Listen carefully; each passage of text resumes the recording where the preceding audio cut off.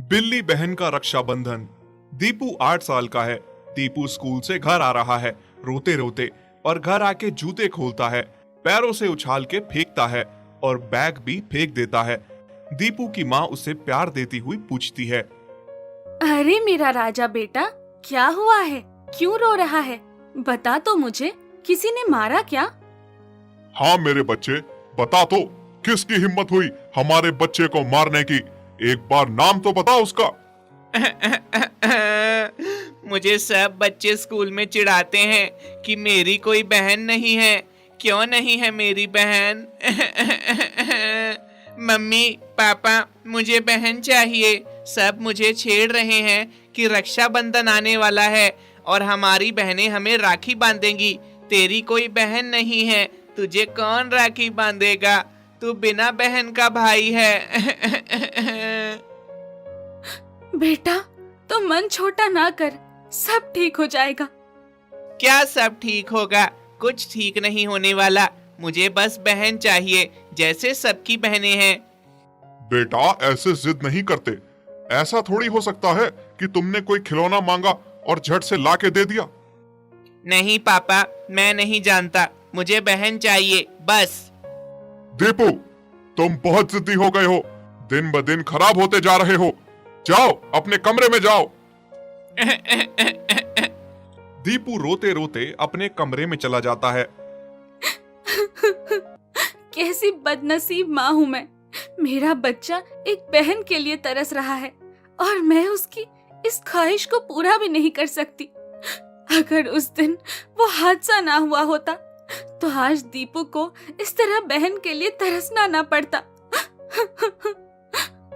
पूजा, तुमसे कितनी बार कहूं, उस मनहूस दिन को याद ना किया करो। जानती हो ना फिर कितनी हालत खराब होती है तुम्हारी।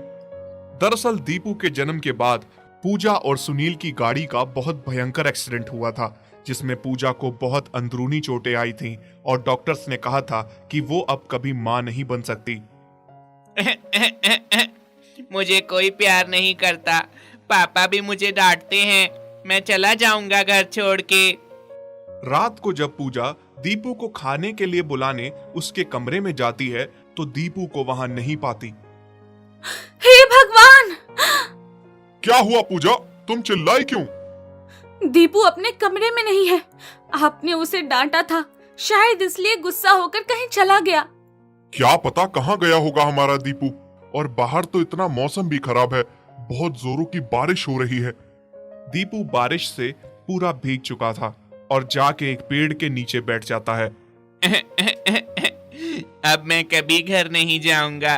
एक तो उस घर में मेरी बहन नहीं है और ऊपर से मुझे डांटते हैं। दीपू अभी पेड़ के नीचे बैठा ही था कि उसे अचानक से बिल्ली के रोने की आवाज आने लगती है। हैं? ये किसकी आवाज है? ऐसा लग रहा है किसी बिल्ली की आवाज है, पर है कहाँ? दीपू पेड़ के पीछे वाली तरफ देखता है कि एक गड्ढा बना हुआ है जिसमें बिल्ली गिर गई है और लगातार रोए जा रही है। अरे तुम तो कितनी सुंदर हो, पर तुम यहाँ कैसे फंस गई? बिल्ली दीपू की तरफ देखती है और मानो जैसे दीपू को बोल रही हो कि मुझे बाहर निकालो। फिर दीपू उसे बाहर निकालता है और घर ले जाने लगता है। दूसरी तरफ दीपू की माँ पापा भी रोते रोते उसे ढूंढते हुए आ रहे थे। कहाँ गया था बेटा तू? ऐसे घर छोड़ के जाते हैं क्या? सॉरी बेटा, अब मैं तुम्हें नहीं डांटूंगा। चलो जल्दी से घर चलो, इतनी बारिश हो रही है, तुम पूरा भीग चुके हो, बीमार हो जाओगे। बेटा, ये क्या? तुम ये किसकी बिल्ली उठा के ले आए हो? छोड़ो इसे और घर चलो। मम्मी पापा, अब ये मेरी बिल्ली है। मैंने इसकी जान बचाई है। मैं इसे घर ले जाऊंगा और अब से ये हमारे घर में ही रहेगी। दीपू तू कैसी बातें कर रहा है? पता नहीं कैसी आवारा और गंदी बिल्ली है। इसे हम अपने घर में नहीं रख सकते। तभी सुनील पूजा को समझाता हुआ कहता है कि अगर दीपू की इस बिल्ली में खुशी है तो उसे बिल्ली को घर ले जाने दो। फिर पूजा को पति की बात माननी पड़ती है दीपू की खुशी के आगे। दरअसल पूजा को जानवर बिल्कुल पसंद नहीं थे, खासकर वो जानवरों को अपने घर में भी नहीं घुसने देती थी। तुम कितनी अच्छी हो, मैंने तुम्हारा कुछ नाम सोचा है। आज से तुम्हारा नाम किटी होगा। दीपू को किटी से इतना लगाव हो जाता है कि वो बस दिन रात उसी के साथ रहता है। उसके खाने पीने का और सोने का ध्यान रखता है, यहाँ तक कि वो स्कूल जाना भी भूल जाता है। सुनिए जी, दीपू इस बिल्ली के चक्कर में स्कूल को भूल गया है। न होमवर्क करता है, न स्कूल जाता है। इस बिल्ली का कुछ करना होगा। नहीं, तुम ज्यादा ना सोचो। क्या तुम ये नहीं देख रही हो, जब से किटी आई है दीपू कितना खुश रहने लगा है। जो हर समय बहन के लिए रोता रहता था, वो आज किटी के आने के बाद इतना खुश है। और रही स्कूल जाने की बात, तो मैं दीपू से खुद बात करता हूँ इस बारे में। सुनील दीपू को समझाता है कि उसके लिए स्कूल जाना बहुत जरूरी है। और रही किटी की बात, तो उसके स्कूल जाने के बाद और लोग भी हैं उसका ध्यान रखने के लिए। ठीक है पापा, जब तक मैं स्कूल जाऊंगा तब तक मेरी किटी का अच्छे से ध्यान रखना और बोलना माँ को। दीपू अब किटी के साथ बहुत खुश रहने लगा था। पूजा ने दीपू के खातिर किटी को घर में रख लिया था, वरना वो किटी को बिल्कुल भी पसंद नहीं करती थी। खाना दे देती थी दीपू की खातिर बिल्ली को। दूसरी तरफ पूजा और सुनील के दिन ब दिन बढ़ते जा रहे कारोबार को देख के सुनील का बड़ा भाई और भाभी उनसे बहुत जलते थे। वो उनके कारोबार को किसी हाल में गिराना चाहते थे। उन्होंने लाखों कोशिश की, पर दोनों का कुछ नहीं बिगड़ पा रहा था। और दोनों की जलन की हद इतनी पार हो चुकी थी कि उन्होंने सुनील के पूरे परिवार को मारने की तरकीब बना ली थी। दोनों ने सोचा कि अब वो दोनों सुबह सुनील के घर जहर वाले लड्डू लेकर जाएंगे और पूरे परिवार को अपने हाथों से लड्डू खिला के मार देंगे। सुनिए जी, ये लड्डू हमें पूरे परिवार को खिला के आना ही होगा। एक ही झटके में सबको खत्म करना होगा। धीरे बोलो, कोई सुन ना ले। पर खिड़की के पीछे खड़ी किटी दोनों की पूरी बातें सुन लेती है। अरे भाई साहब और दीदी, आप आइए ना। अरे देखिए जी, कौन आया है, आपके भाई और भाभी। ठीक किया भैया भाभी, अपने सारे गिले शिकवे बुलाकर आप घर आए, हमें बहुत खुशी हुई। हाँ सुनील, हमने सोचा तुम तो नहीं आओगे, हम ही सब कुछ बुलाकर आ जाते हैं। सुबह सुबह पूजा की थी हमने, सोचा प्रसाद के लड्डू अपने हाथों से तुम सबको खिलाएं। हाँ दीदी, खिला दीजिए ना अपने हाथों से। दीपू बेटा, दीपू आओ, तुम्हारे बड़ी माँ और बड़े पापा आए हैं लड्डू लेकर। तुम्हें पसंद है ना? आओ लड्डू खा लो। जैसे ही दीपू की ताई उसे लड्डू खिलाने वाली होती है, किटी छलांग लगा के लड्डू हाथ से गिरा देती है और लड्डू का डिब्बा भी नीचे गिरा देती है। कितनी बदतमीज बिल्ली है, सारे लड्डू गिरा दिए। देखा दीपू, मैं ना कहती थी कि इस बिल्ली को घर में ना लाओ, है तो आवारा ही ना। चलो, हम यहाँ अपनी बेइज्जती करवाने थोड़ी ना आए हैं, चलो। नहीं दीदी, आप ऐसा ना कहिए। मैं इस बिल्ली को ही आज घर से निकाल के रहूंगी। नहीं मम्मी, किटी कभी भी नहीं जाएगी। किटी कभी ऐसा नहीं कर सकती। जरूर इसके पीछे कोई बात है।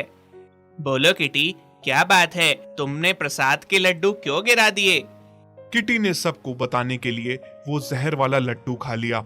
लड्डू खाते ही किटी बेहोश हो गई। ये देखकर सारे हैरान थे कि लड्डू में जहर था। किटी, ये तुम्हें क्या हो रहा है? देखो मम्मी पापा, मैंने कहा था ना, मेरी किटी गलत नहीं है। सुनील के भाई और भाभी चोरी के लिए पकड़े जाने पर जल्दी से वहां से भाग जाते हैं। तब जाके पूजा को भी एहसास होता है कि किटी बुरी नहीं है, बल्कि उसने तो अपनी जान जोखिम में डाल के उन सब की जान बचाई है। वो लोग किटी को अस्पताल ले जाते हैं। सुनील अपने भाई और भाभी को पुलिस के हवाले करवा देता है। मुझे माफ कर दो किटी, मैंने तुम्हें कितना गलत समझा। तुमने एक बेटी की तरह अपना फर्ज निभाया और मैं तुम्हारी माँ भी ना बन सकी। आज से तुम हमारे साथ रहोगी, बिल्कुल मेरी बेटी बनके। हाँ माँ, और इस बार किटी मेरी बहन बनके मुझे राखी भी बांधेगी। हाँ बेटा, तुम सही कह रहे हो। और इस तरह किटी के होने से सुनील का परिवार खुश हो जाता है और इस रक्षाबंधन किटी ने दीपू को राखी बांधी। नमन अपनी पत्नी शीतल और माँ बीना के साथ मिट्टी और लकड़ी के बने कच्चे घर में रहता है। घर के नाम पर बस एक ही कमरा है जिसकी भी बारिश में छत टपकती रहती है। बेटा देख, फिर से छत टपकने लगी। ओहो, इस बारिश ने तो बहुत तंग करके रखा है। हाँ माँ, सब देख रहा हूँ मैं। बस थोड़े समय की बात है, एक बार मेरा कोई अच्छा काम चलने लगे तो घर ही नया बनवा लूंगा। नमन अपने परिवार के लिए खूब मेहनत करता है। वो पेशे से लकड़हारा होता है। नमन और शीतल दोनों सुबह सुबह जंगल लकड़ी काटने जाते हैं। वहां से चंदन की लकड़ी काट कर लाते हैं और शहर में जाकर बेचते हैं। अजी, क्या हुआ? आज आप मेरे बिना ही जंगल जा रहे हैं? अरे नहीं शीतल, मैं सोच रहा हूँ तुम गर्भवती हो तो तुम्हें घर पे रह के आराम करना चाहिए। मैंने माँ को बता दिया है, वो तुम्हारा अच्छे से ध्यान रखेंगी। हाँ बेटी, नमन सही कह रहा है। तुम्हें अब घर पर रहना चाहिए। ऐसी हालत में तुम्हारा जंगल जाना ठीक नहीं है। नहीं माँ जी, आप दोनों खामखा मेरी चिंता कर रहे हैं। अभी मैं बिल्कुल स्वस्थ हूँ। वैसे भी मुझे करना ही क्या होता है, ये लकड़ी काटते हैं और मैं बस लकड़ी इकट्ठी तो करती हूँ। दोनों जंगल जाते हैं। नमन लकड़ी काटता है और शीतल लकड़ी इकट्ठे करती है। जैसे ही दोनों घर जाने वाले होते हैं कि पेड़ के पीछे से शेर के दहाड़ने की आवाज आने लगती है। कौन है नमन जी? ये किसकी आवाज है? मुझे तो बहुत डर लग रहा है। शेर फिर से दहाड़ने लगता है। ये तो शेर के दहाड़ने की आवाज है, पर तुम घबराओ मत, मैं हूं ना। तभी शेर पेड़ के पीछे से निकलकर नमन की गर्दन दबोच लेता है। शेर, शेर, बचाओ, बचाओ। नमन जी, ये क्या हो रहा है? अब क्या होगा?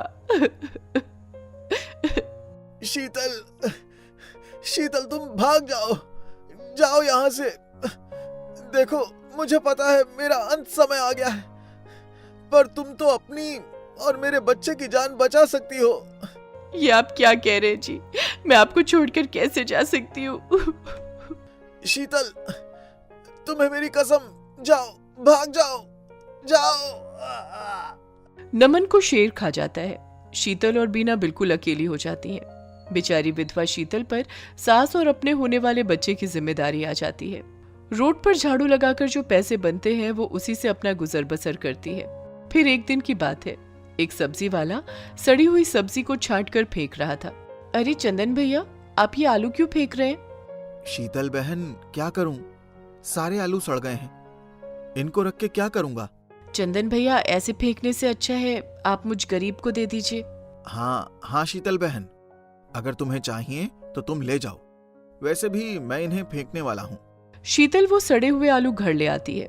दोनों सास बहू उनमें से अच्छे अच्छे आलू छांट लेती हैं। आधे आलू वो जमीन में गाड़ देती हैं और आधे आलू उबालकर सुबह सुबह आलू के पराठे बना लेती हैं।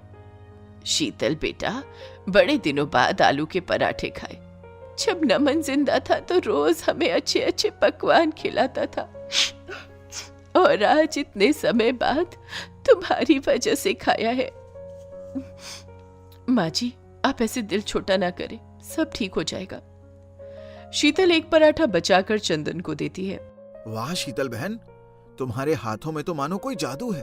थोड़े दिनों में शीतल का पेट भी बढ़ने लगा। अब उससे कोई भी काम नहीं होता था। भूख के मारे दोनों सास बहू का बुरा हाल था। मुझे जल्द से जल्द कोई और आसान सा काम देखना होगा। माँ जी भूखी हैं और मेरे बच्चे के लिए भी मेरा खाना खाना बहुत जरूरी है, पर ऐसा क्या काम करूं? तभी चंदन उससे उसकी उदासी का कारण पूछता है और शीतल सब बताती है। शीतल बहन, तुम ऐसा क्यों नहीं करती? अपना चाय और परांठे का काम क्यों नहीं खोलती? चाय का तो मुझे पता था तुम बहुत अच्छी चाय बनाती हो, पर पराठा इतना अच्छा बनाती हो ये भी मैंने देख लिया। जादू है तुम्हारे हाथों में, सच में जादू है। वैसे भी मेरा सब्जी का धंधा अब बहुत अच्छा चलने लगा है। मैं अपनी सब्जी का व्यापार अब शहर में करूंगा। तुम मेरा ये ठेला रख लो, इसी पर पराठा और चाय बेच लेना, और फिर मेरी कोई मदद की जरूरत होगी तो बेझिझक होके बताना। शीतल को चंदन की ये बात बहुत सही लगती है और इस बारे में वो घर जाकर अपनी सास से बात करती है। तुम सही कह रही हो बेटी, और इस काम में मैं भी तुम्हारी मदद करूंगी। अगली सुबह शीतल और उसकी सास आटा बना लेती हैं और उसमें सारा मटेरियल डालकर तैयार कर देती हैं। साथ में अपनी देसी चाय और उसका घर का मसाला भी तैयार कर देती हैं। ये लो बहन, अब संभालो अपना काम। किसी चीज की जरूरत होगी तो बेझिझक बताना। शीतल पराठा और चाय बना लेती है और बिना पराठा बनाने में उसकी मदद करते हुए पराठे को बटर लगाती है। देखते ही देखते शाम हो जाती है, पर अभी तक एक भी ग्राहक नहीं आया था। माँ जी, मुझे बहुत टेंशन हो रही है। शाम होने को आई है पर अभी तक एक भी ग्राहक नहीं आया। हाँ बेटी, मैं भी देख रही हूँ, पर अब हमें अपने काम करने का तरीका बदलना पड़ेगा। वो कैसे माँ जी? शीतल की सास उसे बताती है कि एक तो हमें चाय में अपने देसी मसाले डालने पड़ेंगे जिसकी खुशबू से लोग अपने आप हमारे ठेले पर खींचे चले आए, और दूसरा हमें पराठे का रेट कम करना पड़ेगा। आइए आइए, गर्मा गर्म ताज़ा ताज़ा चाय पराठा खाइए। पराठे तो बहुत खाए होंगे, लेकिन ऐसा पराठा कभी नहीं खाया होगा। जो एक बार खाए वो बार बार आए। इस तरह से बीना की आवाज़ सुन के लोग वहाँ रुकने लगे और चाय पराठा खाने लगे। लोगों को उनके चाय पराठे इतने पसंद आने लगे कि दूर दूर से लोग उनके ठेले पर चाय पराठा खाने के लिए आने लगे, और फिर लोग दोनों सास बहू को आलू पराठा वाली के नाम से जानने लगे। काम अच्छा चलने की वजह से दोनों ने अपना ढाबा खोल लिया। लोगों की भीड़ ढाबे पर बहुत होने लगी और दोनों सास बहू बहुत अच्छे से ढाबा चलाने लगी। फिर कुछ ही दिनों में शीतल एक बेटी को जन्म देती है। बेटी, आज हमारे चमन का सपना पूरा हुआ। जो वो चाहता था आज वो सब पूरा हुआ। हाँ माँ जी, आप सही कह रही हैं। शीतल और उसकी सास बीना दोनों ढाबा चलाने के साथ साथ बच्ची का भी अच्छे से ध्यान रखती हैं। यदि आप ऐसी कहानियां और देखना चाहते हैं तो हमारे चैनल को सब्सक्राइब करें और बेल आइकन पर क्लिक करें ताकि हमारी सारी नई वीडियोस आप सबसे पहले देख सकें।